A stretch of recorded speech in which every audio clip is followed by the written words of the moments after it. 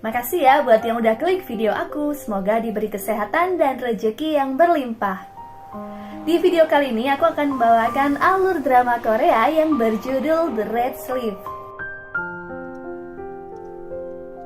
Menceritakan tentang perjalanan kisah cinta putra mahkota dengan seorang dayang yang bernama Sung Duk Im. Diawali dengan cerita masa kecil keduanya. Sung Duk Im adalah calon dayang istana putra mahkota yang paling menonjol di antara dayang lainnya. 다 값을 치러줘.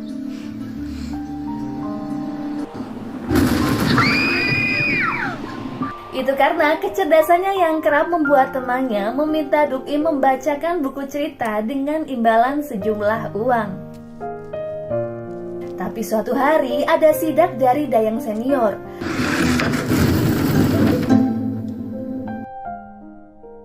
Kegiatan Duk Im dan temannya itu mendapat teguran dari kepala dayang.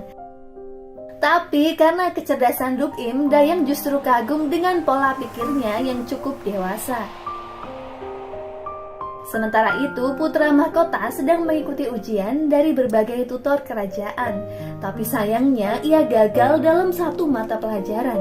Hal itu tak membuat putra mahkota berkecil hati. Ia justru berniat belajar sepanjang malam.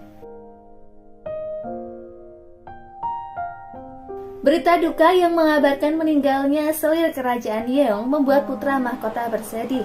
Karena ia belum sempat meminta maaf kepada neneknya atas perselisihan yang belum lama ini terjadi. Putra mahkota meminta izin kepada raja agar dapat mengunjungi kediaman selir.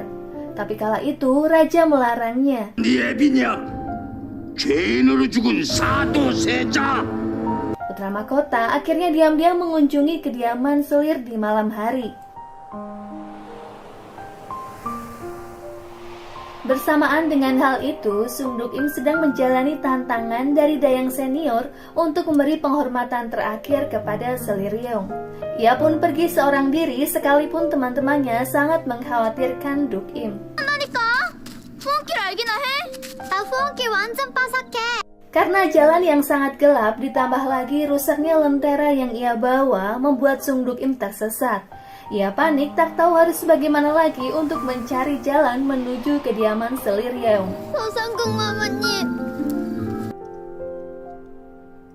Beruntungnya ia bertemu dengan putra mahkota yang saat itu mengaku sebagai teman putra mahkota. Mereka berdua kini berhasil memasuki ruangan tempat jasad selir disemayamkan. Putra mahkota sangat bersedih dan tak bisa menahan air matanya mengingat kesalahan yang selama ini ia lakukan kepada neneknya itu. Diketahui putra mahkota sempat bersitegang dengan neneknya kala mengetahui bahwa sang neneklah yang telah menghabisi nyawa ayahnya. 사실입니까?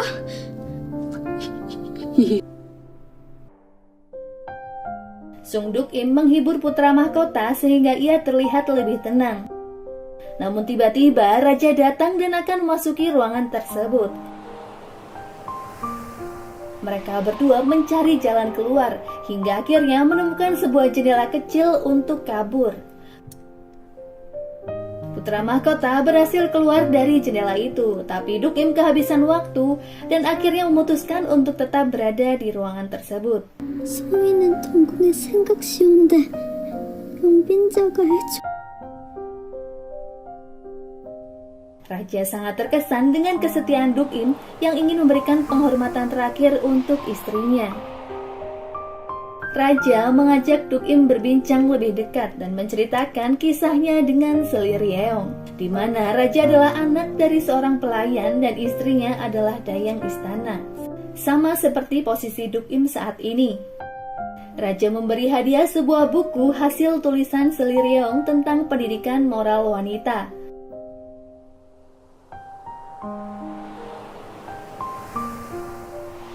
Sung Duk Im terlihat sedang bersama dayang senior untuk menghadiri pemakaman selir Yeong. Dayang tersebut mengatakan Sung Duk Im memiliki kesempatan yang sangat besar untuk menjadi selir di istana kelak dengan kecerdasan dan kecantikannya.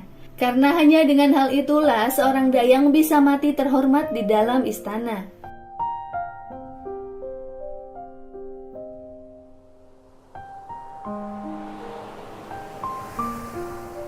Esok harinya, Sung Duk Im sedang belajar bersama kepala Dayang tentang cara yang harus ia lakukan untuk menjadi Dayang Putra Mahkota. Tak sampai di situ saja, Dayang juga memberitahu satu hal yang dianggap tabu, yaitu adanya buku yang tak boleh dibaca siapapun atas perintah sang raja, di mana buku itu berisi silsilah raja yang berasal dari keluarga pelayan. Seseorang yang membaca buku itu akan menerima hukuman yang sangat berat.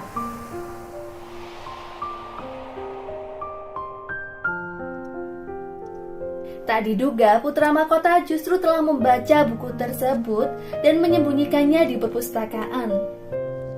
Teman putra mahkota yang bernama Hung Dukro saat itu sudah menyarankan putra mahkota untuk membakar buku itu karena takut raja akan mengetahuinya.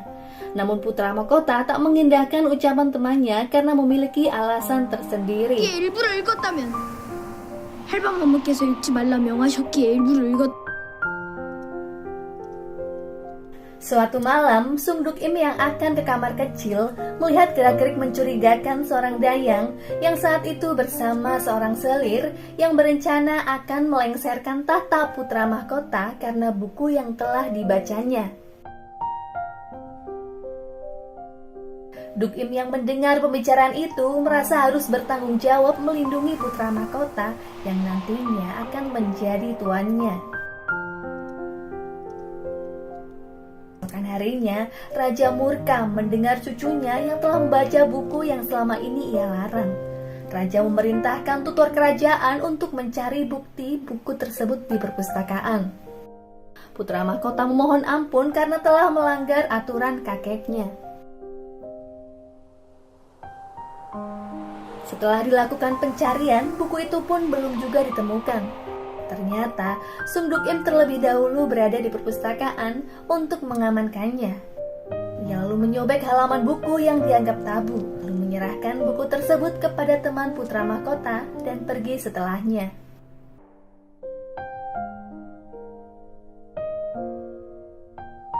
Tindakan Sung Duk Im berpengaruh besar terhadap putra mahkota, karena raja mengurungkan niatnya untuk menghukum putra mahkota. Raja justru memujinya karena putra mahkota telah menyobek bagian buku tersebut dan beranggapan putra mahkota bisa menjaga harga diri kakeknya itu. Putra mahkota merasa berhutang budi atas pertolongan temannya karena pada waktu itu temannya mengaku bahwa dirinya lah yang telah merobek buku tersebut. Putra mahkota berjanji akan membalas kebaikan Hung Dukro ketika ia diangkat menjadi raja kelak. Putra mahkota berusaha mencari keberadaan dayang kecil yang pernah ia jumpai di kediaman neneknya. Tapi sayangnya mereka selalu gagal untuk bertemu. Ibu putra mahkota akhirnya memintanya untuk melupakan dayang tersebut karena akan membahayakan posisi keduanya di istana. Waktu diputar 15 tahun kemudian, di mana Sung Duk Im kini menjadi dayang cantik yang juga masih menyimpan robekan buku milik putra mahkota.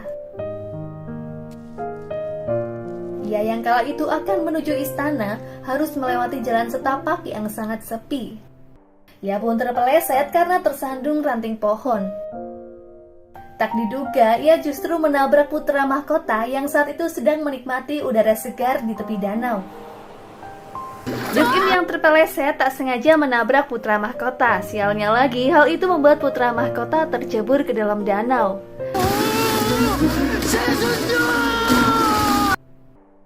Ia lalu meminta maaf atas kecerobohannya yang dapat membahayakan putra mahkota. Tapi ternyata minta maaf secara lisan tidaklah cukup. Ia yang tak sempat melihat wajah putra mahkota diharuskan menulis surat penyesalannya atas kejadian tersebut dan harus menyerahkannya kepada putra mahkota dalam waktu 3 hari.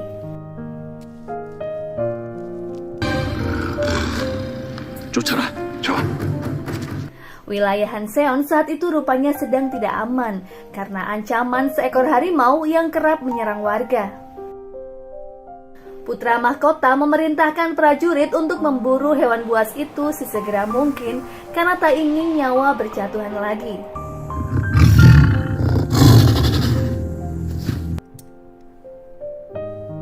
Belum Belum sempat harimau itu ditemukan, masalah pun muncul dengan ditangkapnya beberapa penyusup yang memberikan surat yang berisikan bahwa putra mahkota tak pantas menjadi raja selanjutnya karena ayahnya yang merupakan seorang penjahat.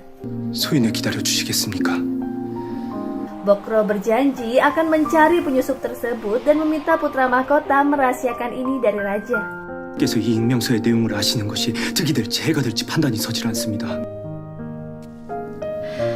됐어. 완벽해. Esok harinya, Dukim berniat menyerahkan surat permohonan maafnya. Tapi kala itu, suasana hati putra mahkota nampaknya sedang kacau karena berbagai permasalahan yang terjadi. 사방을 경계하라!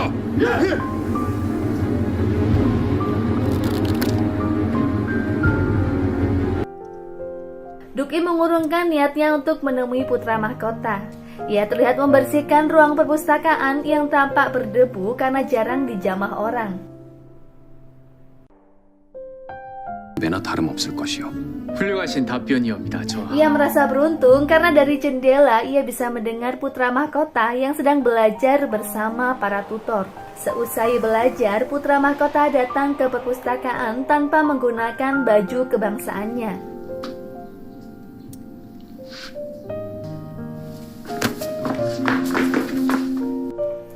Hal itulah yang membuat Dukim mengira putra mahkota adalah pegawai kerajaan.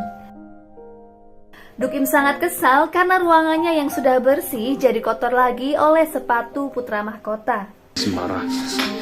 이거 더럽습니다. 더러운 거 아니까 그만하라고. Putra mahkota mengorek info tentang adanya orang mencurigakan di sekitar tempat belajarnya. Dukim hanya terdiam karena merasa tak penting untuk menjawab pertanyaan seorang pria yang baru saja dikenalnya. Putra mahkota memberi Dukim sejumlah uang agar bersedia membantunya memberikan informasi tentang siapa saja yang kerap mengunjungi perpustakaan. Tapi Dukim justru mengusir putra mahkota dengan sapu. 네, Dukim bertemu dengan Dayang seniornya. Ia diberi tugas untuk menyalin buku yang sedang dipelajari putra mahkota. Dukim keberatan karena masih ada buku yang harus ia selesaikan. Tapi dengan imbalan hiasan cantik, Dukim menerima tawaran tersebut. Esok harinya, ia kembali ke perpustakaan untuk mengerjakan tugas sambilannya. Kebetulan putra mahkota juga berada di sana.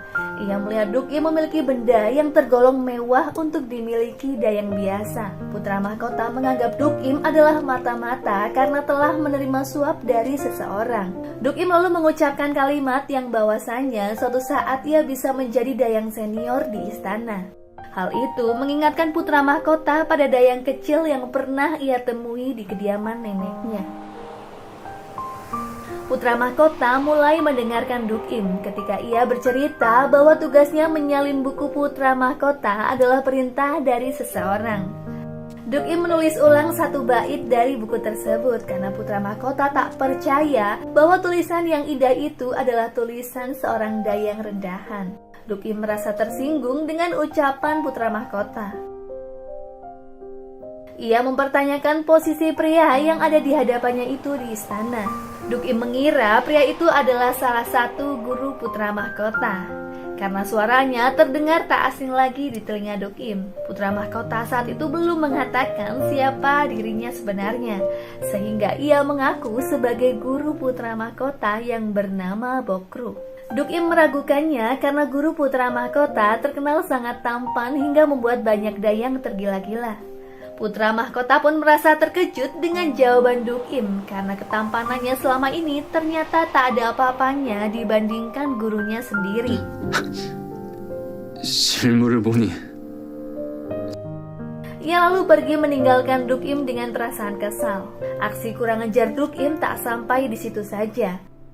Ia mengikuti putra mahkota dan melempar banyak garam ke wajahnya. 지금 이게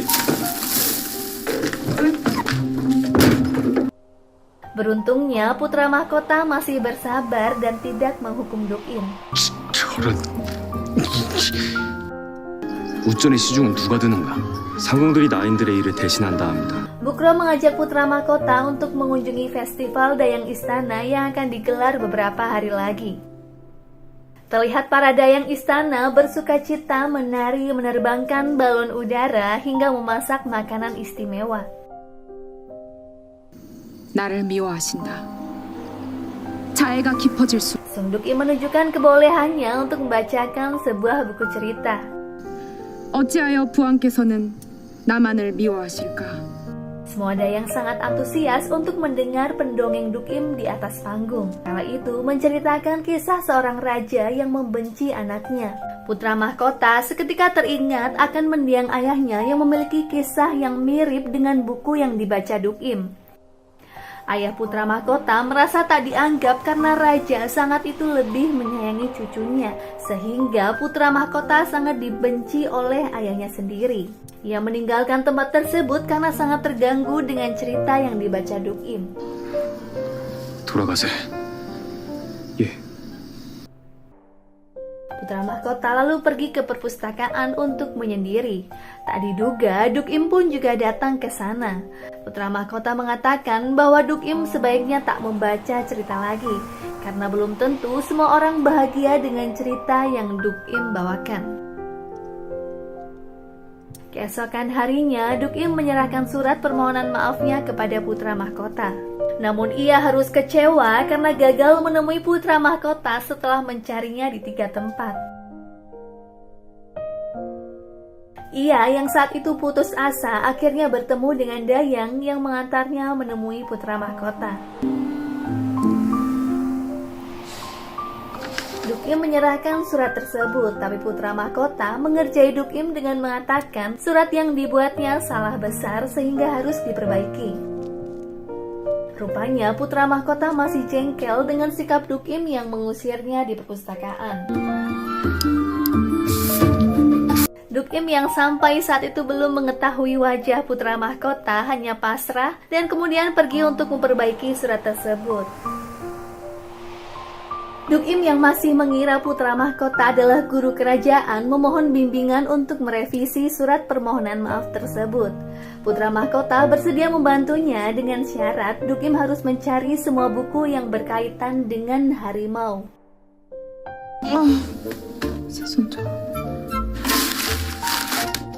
Esok hari, Duk Im kembali menemui putra mahkota.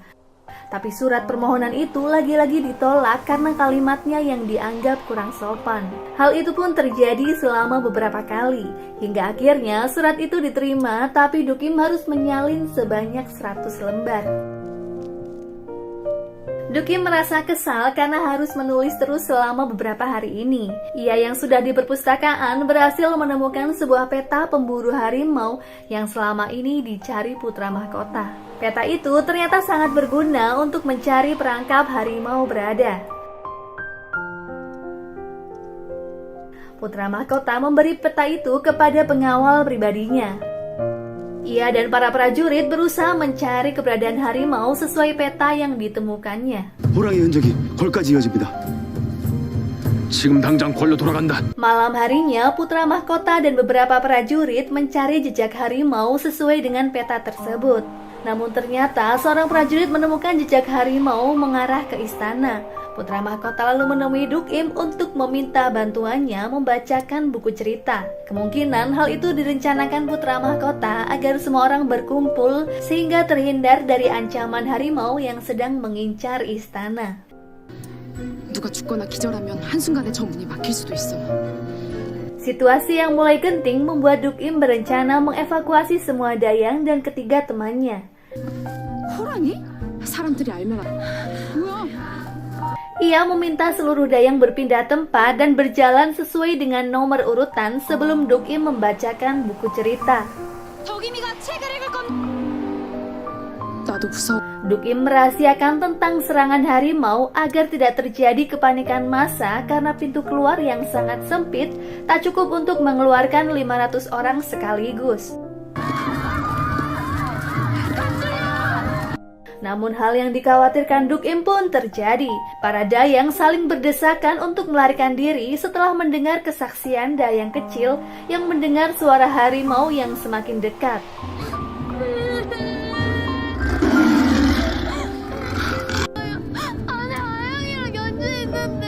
내가 가볼 테니까. Singkat cerita, Duk Im berusaha mencari dua dayang kecil yang masih tertinggal di sebuah ruangan. Ia sangat syok melihat seorang dayang sudah tiada akibat cakaran hewan buas itu. Duk Im tak menyangka jika harimau yang berukuran sangat besar kini berada tepat di hadapannya. Beruntungnya, putra mahkota menyelamatkan Duk Im dengan menyalakan api yang membuat harimau kabur.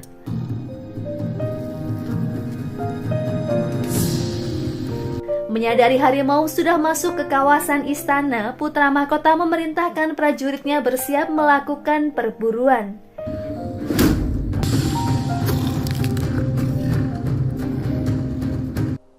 Sialnya, harimau meleset masuk ke dalam perangkap yang sudah disiapkan. Dengan gesitnya, putra mahkota berhasil melumpuhkan harimau dengan satu anak panah yang tepat mengenai bagian matanya.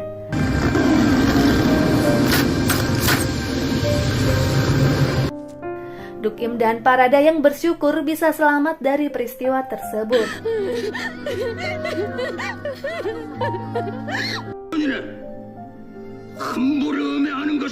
Aksi heroik putra mahkota itu justru memancing amarah raja yang menilai putra mahkota lancang karena telah mengambil keputusan berburu tanpa sepengetahuan raja. Putra mahkota dihukum karena dianggap menyepelekan pasukan khusus istana dan menteri pertahanan perang. Salah satu menteri membela putra mahkota bahwa tindakan yang dia lakukan bersama prajurit terlatihnya adalah untuk menyelamatkan warga di situasi darurat. Tapi raja tetap pada pendiriannya karena hasutan sebagian menteri.